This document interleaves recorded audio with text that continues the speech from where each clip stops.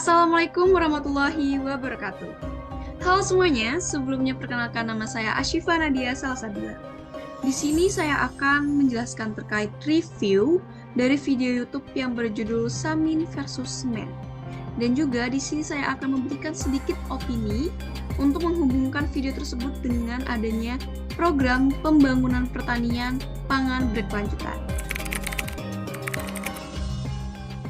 Baik, untuk pertama-tama saya akan mereview sedikit dari video tersebut. Baik, video tersebut mendokumentasikan terkait kondisi dari adanya konflik antara PT Semen Indonesia dengan petani di Jawa Tengah, di mana di sini merupakan kasus eksploitasi sumber daya alam, khususnya lahan yang dilakukan PT Semen Indonesia, sehingga menimbulkan adanya ketidaksetujuan dari para petani pemilik lahan, khususnya di wilayah Jawa Tengah, atau wilayah menjadi target eksploitasi PT Semen Indonesia. Bahkan, sebagian dari mereka tidak takut untuk menghadapi para petinggi, bahkan abdi negara. Mengapa? Karena mereka tidak peduli dengan siapa mereka berhadapan. Yang paling penting adalah lahan mereka tidak digunakan untuk pabrik semen. Hingga akhirnya, orang Saminlah yang menang gugatan di Peradilan Tata Usaha Negara hingga Mahkamah Agung. Sehingga PT Semen Indonesia mundur dari Pati dan justru pindah ke Kecamatan Gunem, Kabupaten Rembang. Namun, justru PT Semen Indonesia lah yang berhasil mendapatkan lahan di Kabupaten Rembang, tetapi dengan cara memaksa atau dengan mengancam bahwa tidak akan ada jalur menuju sawah atau akan dilakukan penutupan jalur. Dan mereka juga mengiming-imingi hal yang tidak sesuai dengan realita yang didapatkan oleh para petani sekitar, di mana di sini para petani ketika menjual tanah akan mendapatkan pekerjaan yang layak, tetapi nyatanya mereka tidak langsung diberi pekerjaan, sehingga membutuhkan waktu yang lama bagi mereka untuk mendapat pekerjaan, dan juga gaji yang tidak setara dengan harga lahan yang mereka jual. Bahkan tidak sedikit dari mereka justru merasa kurang secara finansial. Selain itu, pabrik semen juga menimbulkan polusi udara berupa debu, meskipun ada tanaman yang dapat memfilter debu, tetapi tetap tidak mampu untuk memfilter debu tersebut. Maka dari itu, di sini petani merasa tidak sejahtera dan tidak adanya keadilan bagi para petani.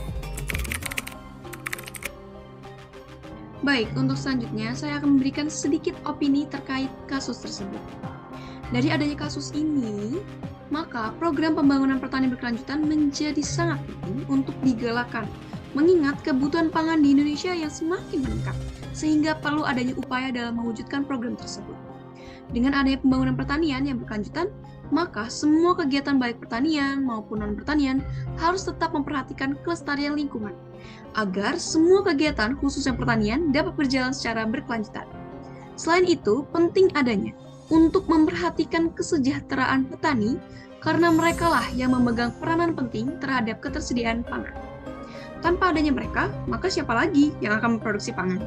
Maka dari itu, agar masyarakat dapat mengalami keberlanjutan hidupnya, kita harus membuat mereka sejahtera, khususnya para petani.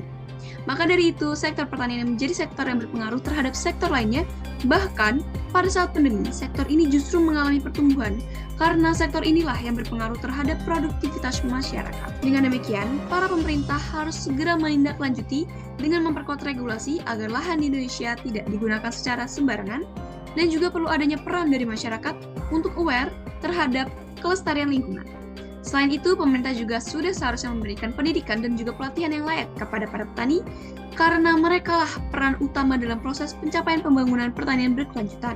Dengan begitu, tidak hanya petani yang sejahtera, tetapi semua pihak juga sejahtera, karena dapat mewujudkan pangan secara berkelanjutan.